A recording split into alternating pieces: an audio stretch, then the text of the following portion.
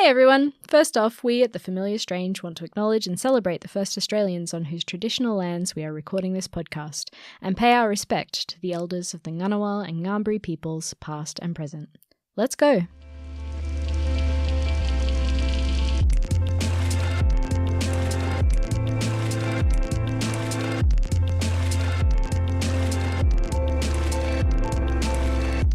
Hello and welcome to The Familiar Strange. I am Jodie-Lee Trembath, your familiar strangers today.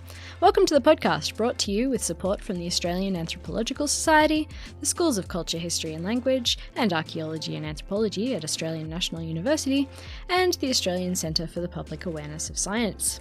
This is our first episode of 2018, and I have to say I am pretty excited that we've made it this far. And I don't mean the podcast, I mean the Earth. But as of today, no nuclear fallout has eventuated, so I say victory! But if you are, like me, a little bit concerned about the state of the world, then perhaps you might consider writing for us at The Familiar Strange, because we are looking for anthropological hot takes. So if you're keen to do something like that, tweet us at TFS Tweets, or write to us at submissions@thefamiliarstrange.com. We would love to hear your take on the way the world is today. In today's episode, I'm interviewing Dr. Annie McCarthy. Dr. McCarthy teaches anthropology at the Australian National University, and her thesis, titled Under Development, Stories of Children and NGOs in Delhi, India, won all the awards, and she's turning it into a book which is going to be amazing. We talk about how anthropologists often go into the field with preconceived notions of the way the world is, and how we can derail our own projects if we're not willing to let go of those. We talk about the ways that humans impose categories on other humans, for example, by deciding this is what a proper childhood looks like, or this is what motherhood is supposed to be. We talk about the importance of getting to know the anthropologist behind the anthropology. And we talk about stunting. Stunting is defined medically as low height for age, but Annie tells me that when you look into the literature, researchers often veer off into moral judgments about the way people in the global south live their lives and raise their children as if they are something less, something lacking. And this really gets Annie's goat, particularly when she thinks about the very full, very rich lives of the slum children she met in her research. So here it is, myself and Dr. Annie McCarthy talking about the many forms of stunted thinking.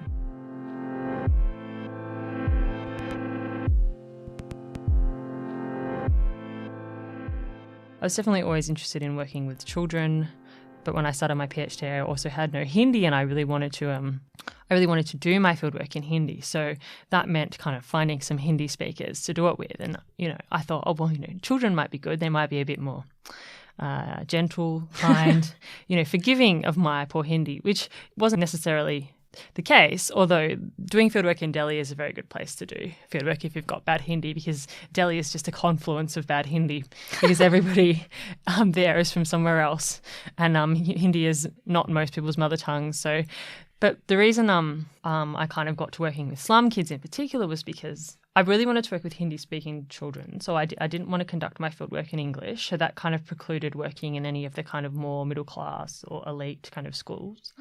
It's very hard to get into government schools to do research in India for a number of reasons. So kind of the natural kind of step for me was to kind of look at working with NGOs. And I started off actually working in an orphanage for children who had HIV/AIDS. That didn't really work out. And then I did some, other trips to kind of other more kind of live-in facilities for kind of runaway kids or street kids.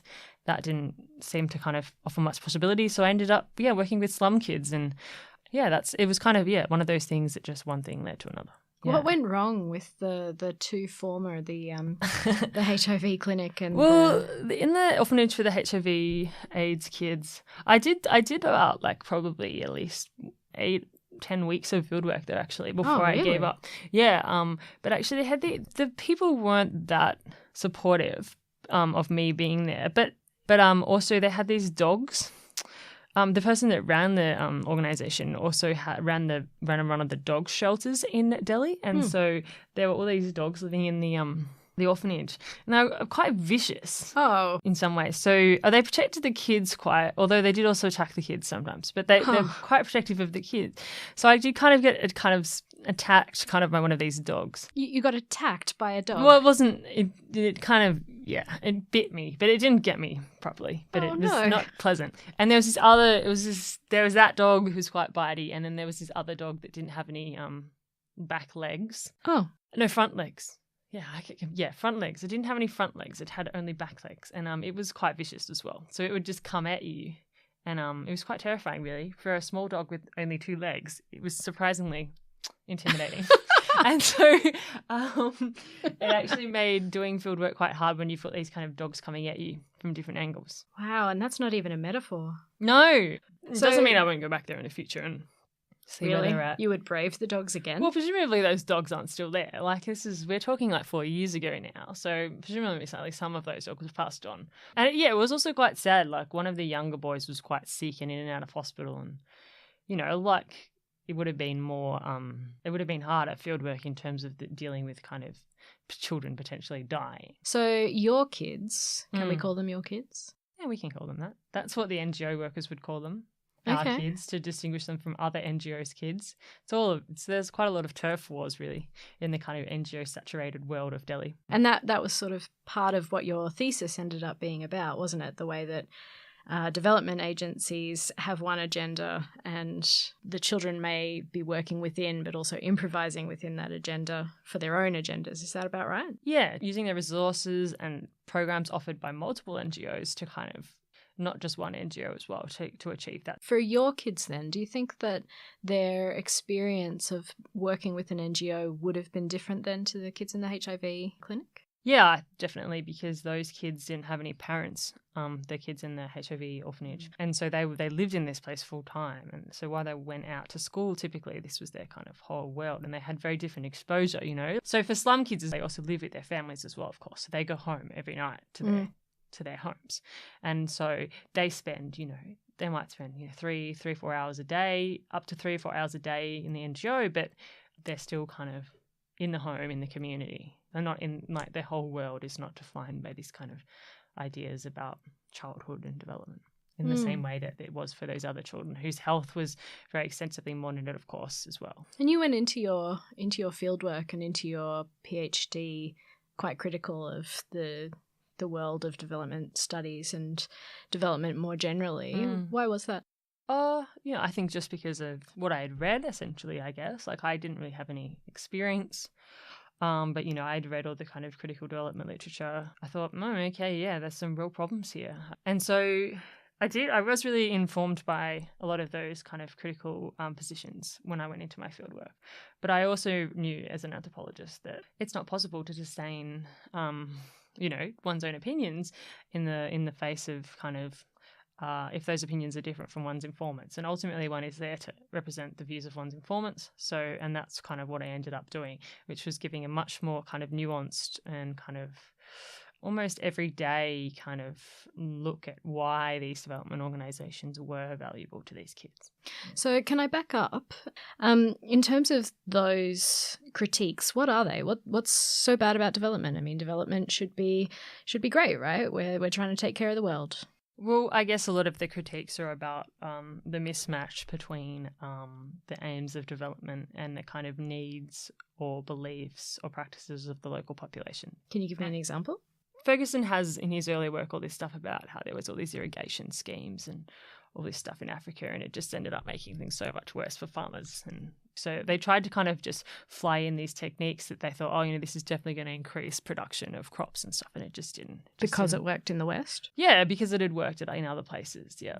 And there's lots of cases about this in India and other places as well, where kind of green revolution technologies have kind of sometimes even perpetuated pre-existing inequalities. So while even when they have kind of produced more food, other things like they've like disempowered women from their traditional roles in farming and stuff like that. So that's a really common critique of green revolution technologies in India in regards to kind of agricultural forms of development. And James Ferguson, of course, has this kind of more expansive idea about development as a kind of anti-politics machine. So it is a machine that depoliticizes problems. So in creating kind of technical solutions to development problems, it kind of depoliticizes and takes the politics out of them and kind of obfuscates the kind of the implications of like kind of the global West in a lot of these inequalities and the perpetuation of these inequalities. So that's broadly some of the critiques. And then you came in and sort of had to go, well, actually, while that may be true. Well, it's particularly interesting in the case of children because we all know, and had definitely informed my views before I got there as well, that we all know, we've all seen those images of those children with the bloated bellies and the kind of fly bespotted eyes and things. We're very familiar with that rendering of the kind of abject state of child poverty and the way it's used as kind of a real lever to kind of encourage donors to generously part with their money. But, you know, we also know, and if you start reading anything about this, you very quickly see that these children aren't given any voice in these kind of situations, but are just presented as these very abject figures of kind of lack. And the powerful way that the child operates as a figure in our society, where children can mobilize, you know, anything from kind of anxieties about same-sex marriage to kind of fears about children in detention and all these things that we see in our own society today. So I went in very critical of that and the way that development organisations have kind of targeted children, and they've done so more and more in the last 30 years, essentially, since the kind of United Nations Declaration of the Rights of the Child, which kind of really pushed ideas of participation for children more broadly as a kind of right. So they've kind of really taken that and run with it and kind of expanded these child programs massively and made all these claims about how their programs are child-friendly and elicit children's voices, but in the process is still doing a lot of what they were doing before. So I guess that was kind of what I was thinking when I arrived.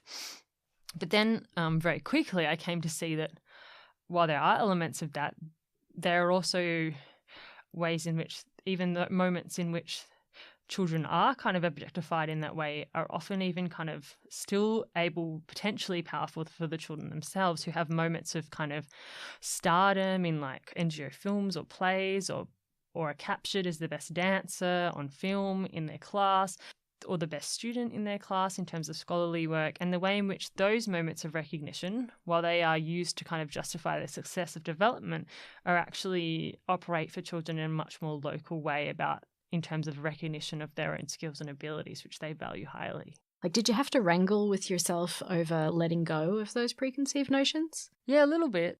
A little bit I did, but I very quickly saw how not only did I ask the children if they liked going to the NGO, but it was very obvious that they did like going to the NGO, and it was very obvious that they put a lot of time and effort into their kind of NGO homework and NGO activities, and being successful at development activities was obviously very highly valued because of the amount of effort many of them put into it. Not all of them.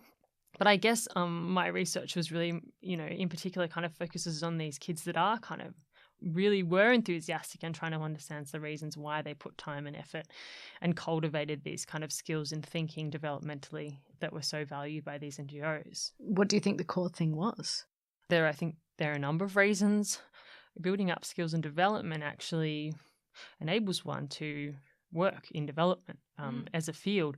And so actually several of the boys that I worked with 4 years ago are now actually doing development workers in the same organisations in which they were participants 4 years ago. So they've actually translated their skills in development into kind of an employment opportunity, which is really interesting, but also given the kind of NGO and development-soaked landscape of Delhi is actually very clever.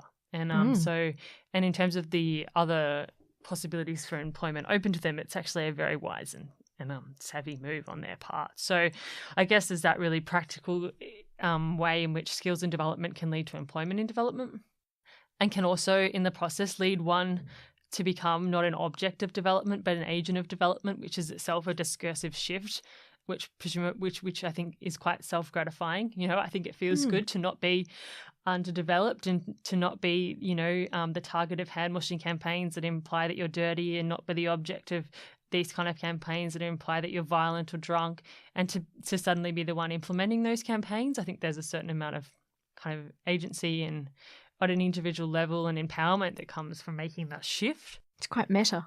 Yeah, it is. It's meta. Because of the huge proliferation of development and organisations, these very small NGOs can't actually really make any physical changes to the kind of structural inequalities. They can't produce, sanitation in these communities. They can't produce, less corrupt forms of government. They can't even fix the schools, really. They can't do so many things, but they can produce ways of thinking, and that's what they do. They teach people how to think like development workers. And that's not to say that thinking kind of takes over their whole lives, because I don't think it does, but I think children and some young people really do see the kind of benefits from learning these skills and then kind of putting them to use. You mentioned before the idea of lack and discourses around children in the Global South lacking. And I have a quote here from a paper that Annie wrote for a seminar a couple of weeks ago, and I'm just going to read it to you. It says, the objectives of development spaces like these NGOs, and arguably also the school and the clinic, were thus largely aimed at bringing children's mental and physical growth in line with a norm. These spaces all sought to produce an active recalibration of children's bodies and minds in accordance with developmentally appropriate time. And I thought that was a really interesting way of putting it, that idea that I remember from the paper you were talking about that they lacked childness or childlikeness, but they also lacked various other biological things, which has led you onto your next project. Can you tell us a bit about that? Yeah, can I just say something first about the childness? So I think that was one of the other things that these NGOs kind of, because as I was saying, they couldn't necessarily intervene by producing physical changes to the environment that these children lived in. They couldn't change the kind of conditions of the slum, which were, undeniably really difficult conditions to live in. But they could, through getting kids to sing and dance and draw pictures and perform in plays, kind of restore these children for, 4 hours a week or 4 hours a day to kind of the proper activities of childhood. So rather than kind of being out working as child labourers or getting married at 14 and becoming a child bride, in the space of the NGOs, the development organisations produced states in which children were doing exactly what they were meant to be doing. Is there a inverted commas on proper and exactly what they're supposed to be doing? Yeah, definitely there is. These kind of ideas about childhood that are encoded in like big global rights instruments like United Nations Convention on the Rights of the Child and stuff, which kind of deem certain activities proper to childhood and others. And then kind of the numerous development campaigns against things like child labour, for example, which deem that to be kind of improper for children. And you see those campaigns where it's like, toys, not tools, or like, child marriage campaigns, dolls, not babies, these kind of hugely kind of big statements that are made about kind of where children should be at. So, and so also by kind of photographing these moments in which children were doing these childlike activities and posting them on their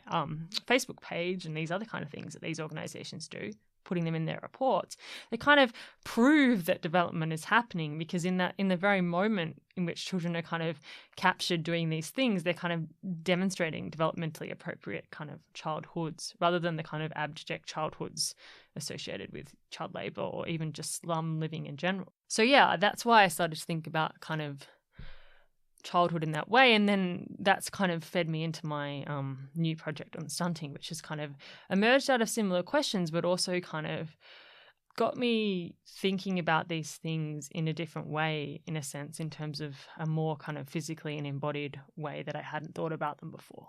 In what way? Well, because I had always heard people and I'd read countless reports of people saying, this many children in India are stunted, 38%, I think it is at the moment, stuff like this. And I always thought, that's really, that's a bit, something a bit off about that. But I hadn't really thought about it. And my ideas about development had been very kind of, I hadn't necessarily thought about the ways that kind of biological development and kind of development, these development organisations, are linked, and the kind of their goals for development are kind of intertwined so deeply that they're often quite inseparable. And I hadn't necessarily seen that at first, even though now reflecting upon it, I can definitely see it. So I've got some stats here that I took out of your paper. So you say that today globally, 1 in 4 children, or 159 million children, are stunted. Yeah, so that's under the age of 5. Yes. So 1 in 4 under the age of 5. Yeah. And that India has 48 million of them under the age of 5. Yeah. Yeah. So when we're talking about norms, if you've got 1 in 4 children being stunted, what does that tell us about the notion of norms? It does kind of raise questions about how these norms have been. And I'm not necessarily, saying that the statistics are wrong, but I'm kind of really interested in questioning how these norms got formulated and how they work and how they function. And obviously they function in terms of a medical paradigm that kind of is aimed towards saving lives and preventing kind of the very serious kind of ills that result from chronic malnutrition and, diarrhea or illness. But they also do other things as well, and these kind of frameworks set up these children in other ways. So it's not just a biological measure, but I think it also has quite social and political meanings that are not necessarily as acknowledged or examined when people kind of start parroting these figures. What do you think doctors or perhaps medical researchers would be a better term to use? What do you think they mean when they're talking about stunting? What judgment are they making? Well, it's really interesting because you start to read some of these medical papers and then you get very shocked. This is what happened to me. I started reading them and I was like, whoa.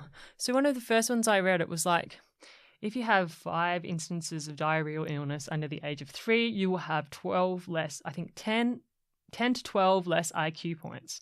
It's like super deterministic kind of prediction. Other stuff was like this many instances of illness or this much kind of level of nutrition and you'll have this much height differentials.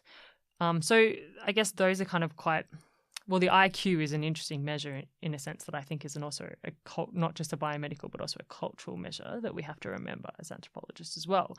But these scientists also bring in all these other things, so stunting is not just correlated with, or not just, about low height for age. It's also kind of all these other things so that they become linked into it. So like lack of cognitive development, poor outcomes at school. In one study, it's focused on the role of unstimulating home environments in producing stunted children. And you start to see how there's these really cultural assumptions about how children should develop and the environments in which they should develop that come into these studies very, very quickly. Child stunting is being correlated with everything from kind of like maternal agency to kind of maternal education, unstimulating home environments. So what is that? So I don't know. Well, what I presume it is, it's basically not the kind of home environment that we in the West expect, kind of the active, engaged parent, that's constantly engaging their child in kind of discursive exercises of debate about whether they can have that extra piece of chocolate, or kind of going through the kind of, doing 2 hours of reading a day and kind of being prompted to ask questions about, their world and, being engaged in kind of constant conversation and discursive practices. Like, I think it's about those kind of things. I think it might have to do with, who the primary carers are, whether the mother's there. I think a lot of these questions come back to the mother, of course, because, patriarchy's not dead. Yeah, I know. I mean, not that any of our, presumably none of your listeners had believed that it was. But so yeah, I don't know. Like, I think a lot of it comes back to, the judgments about certain behaviours and practices and dietary practices, engaging the child in certain forms of conversation, participation, encouragement. I mean, how could that even, I just don't understand how anybody can correlate that with height. And I'm just going to point out to listeners that I'm quite short. So there may be some. Because stunting is also mental, it's also about being cognitively stunted. And this is where it is measured by height, but then, this is where these things get really confusing, in the extent to which kind of cognitive stunting is kind of seen to be hand in hand with kind of this physical stunting. And I presume that the unstimulating home environment's more about that. I mean, maybe if you play, I don't know, maybe if you do play footy with your kid for an hour in the yard every day, they grow quicker. I don't think they do, Maybe if it was a dog. Maybe if you had them stand in cow patties. That was apparently what my parents were told to do. See, I just don't know. I mean, my dad was left in the briquette bin to eat briquettes when he was a kid. They're like bits of coal that they used in the essentially, they're not exactly, they're used in the fire. That was Annie responding to my very blank face. Baby bricks. I don't know. He's not even that short. Definitely not cognitively stunted.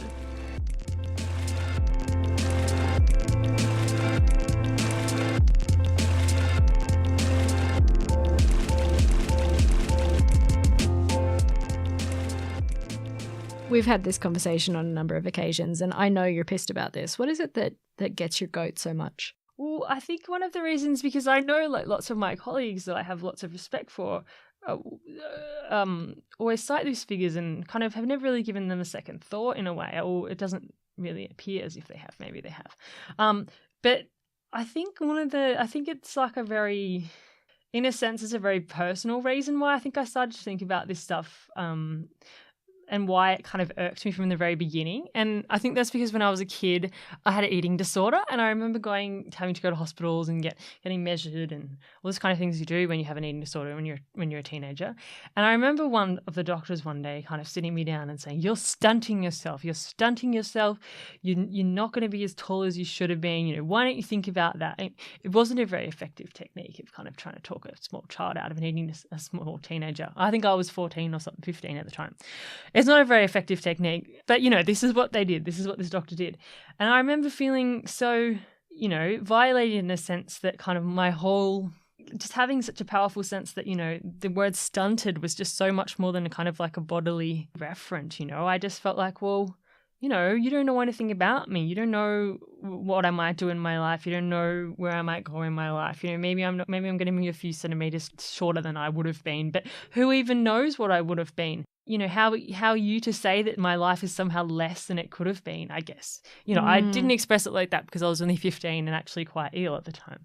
But, you know. Retrospective. Yeah. I think that has always made me kind of, I don't know, when I first started to hear people talk about stunting in kids in India and then having the experience of working for like basically a year with slum kids who are all shorter than they should be, but knowing their very full and complete personhoods, I guess, yeah, it just started to really irk me. And so I'm not trying to say that they're kind of the effects of malnutrition and kind of illness, diarrheal illnesses are not real, but just kind of the framing of this in terms of stunting and the way it's used to kind of for anything from kind of debates about the way in which the GDP of the Indian nation is going to be affected by having such a stunted population to various other debates just kind of really, I find really distressing and kind of have really serious resemblances to, I think, kind of earlier debates from the kind of late 19th century about ideas about degeneracy and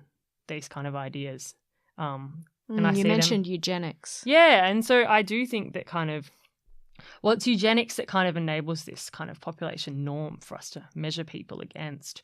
But it also these kind of, eugenicists in the kind of late 19th, early 20th century and their kind of ideas about how urban populations in London and in America and the kind of poverty that were associated with them were kind of like, the end of the race or producing a degeneration in the race that needed to be prevented and that these people needed to be stopped from breeding because these people were breeding faster than the kind of purer forms or purer versions of the race, i.e. themselves and the upper kind of other more wealthier classes.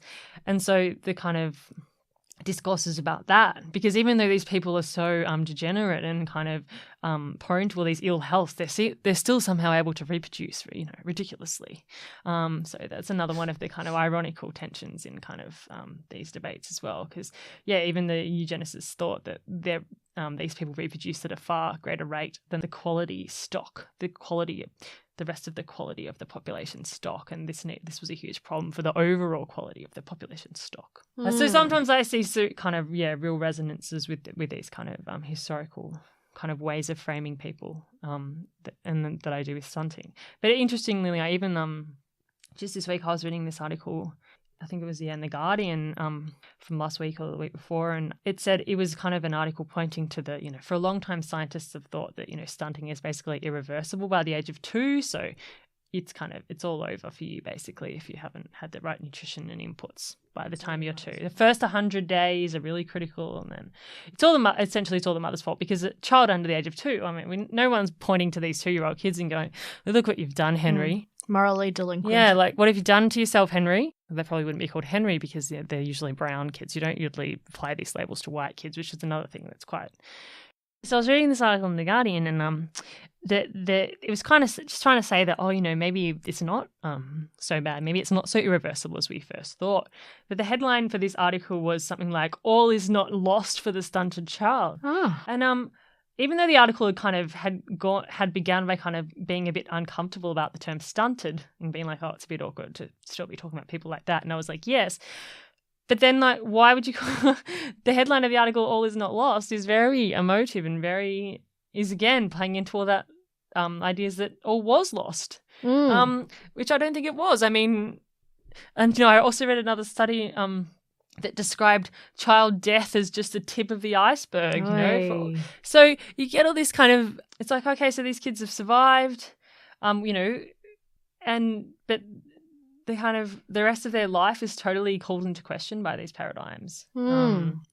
And the life of the nation more broadly, in terms of the way it kind of is played out in debates about, national GDP and productivity and population quality, all these kind of things. Sounds like a great way to blame women for all of the problems of the world. Yeah, I mean, in a sense it is some of the rehashing about that women, poor people, poor communities, different, it's about, again, blaming culture, different forms of culture, unstimulating home environments, of course, different culturally specific ways of raising children might be labelled unstimulating.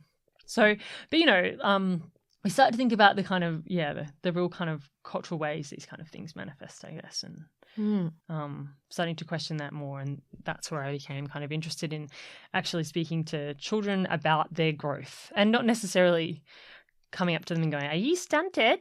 But because I don't necessarily know if that term would have much meaning for them. That's one of the things I'd like to find out. But to talk about how they see themselves and how they see their growth, their height, how they see others, how they see the growth of others and their relationships to them, and whether kind of biological growth has any kind of other meanings as it does in these contexts in which the kind of stunted, the form in which stunting kind of operates as a biomedical tool, but also as making a lot of statements about culturally specific ideas about child development. If you're not going to go up to children and say, "Are you stunted?" then what's your plan? What's your thoughts for this next period of fieldwork? I'm going to be going back to Delhi for having not been there for 4 years. So I think that in some ways I won't actually know till I get there, about how I'm going to tackle this and how I'm going to try and reconnect, and the extent to which I'm going to try and reconnect with the old organisations I worked with. The kind of really extensive presence of NGOs in Delhi is also very dynamic, so it's constantly kind of shifting and changing. So I think once I get there, it's going to be about, kind of figuring out what's happened in the last 4 years. And it's a bit hard to do that from here always. But yeah, in terms of trying to get to kind of questions about children's size, physicality, I do want to kind of go and visit some health bodies. So I'll probably start, by visiting some kind of bigger organizations like the World Health Organization in India and seeing what they have to say, and kind of maybe work my way down, try and visit some local maternal child and health clinics, Anganwadi clinics they're called, these kind of things, to see the ways in which children's weight and height is measured in those. And then again, trying to build up a kind of a group of children between about the ages of 10 and 15 in which to kind of run focus groups or interviews with, activities with, about how they understand things like their height and their growth. And then, from there, asking questions about diet, about the kind of foods that are associated with growth, the kind of spiritual amulets or protective tools or kind of religious practices that are associated with kind of health and protection of small children. And kind of, so really kind of taking quite a broad lens on this, just to kind of see what there is and then kind of follow up, I guess, the really interesting leads. And at the same time, I also want to do a lot more archival work to just keep figuring out how these norms were created in terms of child growth, because Indian children have been being measured since the 1930s at least, but perhaps even before. So I'd like to chase up some of those records as well about anthropometry in India and the ways children's development has been observed and written about. So there's quite a lot of archival work to do as well. Where's that? A bit of that will be in India, and then a bit of that I will also be looking at kind of more global kind of records and standards. So I'm not sure, that might take me to different parts of the world. I don't know. So you said that you haven't been to your field site in the last 4 years, and you wrote in your paper, you described yourself as being in between, both temporally and spatially. Can you tell us what you meant by that and how that relates to having been away? Well, yeah, I guess I'm in between in terms of the fact that I finished my PhD but don't necessarily have a next docking point in terms of a kind of fixed job or a fixed kind of place to park myself, I guess. But also, yeah, I'm really, it's been a very long time, and too long, really. I never wanted it to leave it this long before going back to the field. It's really been a kind of a case of things in my life not being conducive to getting back there. So in a way, I'm feeling quite worried about that, what that's going to mean for my relations with the people that are there, and to what extent I'm going to have to rebuild kind of trust and connections again. So I do feel kind of really unsure of, both my relationship to my field site, and also unsure about my relationship to kind of, my broader future in regards to kind of, an academic environment that is increasingly difficult to find a footing in. Let's put it that way. So you have been teaching since you finished your PhD, and I remember you saying once that teaching helps in terms of sort of cementing in all of the stuff that you talk about in your PhD, but you don't really realize you know until you're teaching it. Yeah, I think teaching's really helped me, because also I didn't have a background in anthropology before my PhD, so I'm trained as a historian, and which is why I always flee back to kind of historical text when I'm at my most anxious, because there's none of the social anxiety there when you're just reading a swashbuckling tale about eugenicists in the 1870s. That's just a delightful evening, isn't it? My favourite Saturday night. Well, I personally really enjoy it, but I think it's my own proclivities. But yeah, teaching has been really good because it has enabled me to kind of get back to basics, but also solidify a kind of a lot of my knowledge of key ideas in anthropology, but also learn how to express that and explain that to students, which is, of course, sometimes not always that easy. And I really like that challenge. I like the challenges of pedagogy, actually. I find them really interesting and engaging, and I think that's because I come from a whole family of teachers, and essentially probably teaching is my vocation. But so I've really enjoyed it, and I think it's been really good for me as an anthropologist as well, because it's kind of, I also feel a lot more confident in saying that I'm an anthropologist. So in my kind of anthropology having done almost a year of teaching in anthropology now. So, and kind of, when the students are looking at you with their kind of glowing eyes and ask you a question, and you know the answer to it. Yes. This is hopefully, usually what happens. Most times. Yeah. And I think, so that's a really good feeling, and I think I've learned a lot doing that. And I do enjoy writing lectures and kind of trying to make things accessible and interesting. I'm not even really sure if I teach like a typical anthropologist would teach, but I think I'm still kind of developing as well in that regard. That makes it sound like there are norms, and that you're concerned you're lacking. I don't know. I'm always wondering about actually if there are norms, if there is kind of a norm of anthropological teaching, but also ways of engaging. And it seems like there are. I mean, we do set up norms of good practice, about, continuing to engage with one's field site and to, produce research that is relevant and kind of that you share and bring back to your participants. And there are these kind of norms and expectations that kind of guide anthropology in extent, but the extent to which various people live up to them at various times is often quite opaque. Yeah, I guess, that would be something that I would be really interested in our listeners responding to, if they had thoughts about whether or not anthropology has norms in terms of pedagogy and norms in terms of, and particularly with undergraduate pedagogy. I guess we have a sense of, as PhD students, and I realise you're a few years past the feeling of being a PhD student now, but of what you're supposed to feel as a PhD student. But what about for undergraduate teaching and for that matter, coursework in general? Are there norms? I mean, and there must be. And we, of course, hold students to account in terms of a norm by kind of grading their assignments. This is true. So it's interesting in terms of articulating what it is we're looking for in kind of an anthropology student, but then also, an anthropology field worker and an anthropologist as a kind of a lifelong researcher or someone who's, going to be established in the field of anthropology. So I guess just to finish it up, maybe if you can tell us about what you're teaching and how you're tying your experience as being an anthropologist into your experience of teaching anthropology. Yeah, okay. Well, I this semester I'm teaching a course called Culture and Person, which is on personhood. And last semester I taught a course called Gender in Cross-Cultural Perspective, which is about gender in cross-cultural perspective.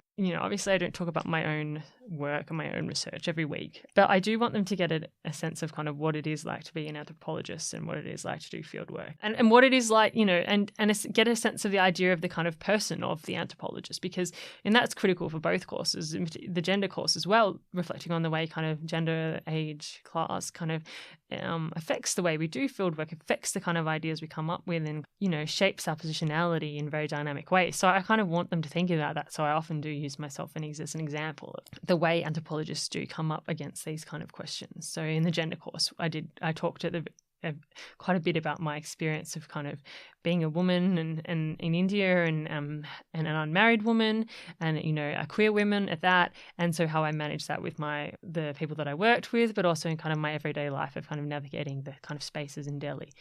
So I do like to kind of give them a sense of the kind of person behind the kind of anthropological text they might kind of read regularly in class, but obviously they don't usually meet any of those anthropologists, and I think it's kind of interesting to kind of see that other side of it. And we're talking a bit about that now in personhood in my course at the moment, and yesterday I talked quite extensively in a lecture on childhood and the beginnings of personhood about my own work and how my ideas of childhood were changed and kind of challenged by my own fieldwork.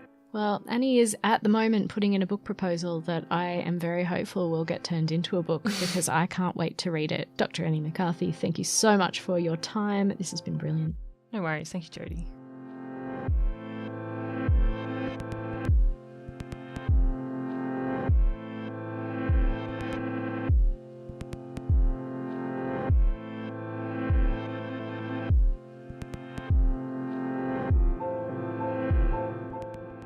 So that was it, me and Dr. Annie McCarthy. Today's episode was produced by me, Jodie-Lee Trembath, with help from the other familiar strangers, Julia Brown, Simon Theobald, and our executive producer is Ian Pollock. Subscribe to the Familiar Strange podcast. You can find us on iTunes and all the other familiar places. And don't forget to leave us a rating, pretty please, or a review, even better, with your likes and dislikes. It helps people find the show, and it helps us make the show better. You can find the show notes, including a list of all the books and papers mentioned today, plus our blog about anthropology's role in the world at thefamiliarstrange.com. A recent post on the blog was by our own familiar stranger, Julia Brown. It's called An Annual Health Check, and it's about your New Year's resolutions. Did you decide to be healthier this year? Well, maybe you should think about your social health as well as your physical health. Check it out on www.thefamiliarstrange.com.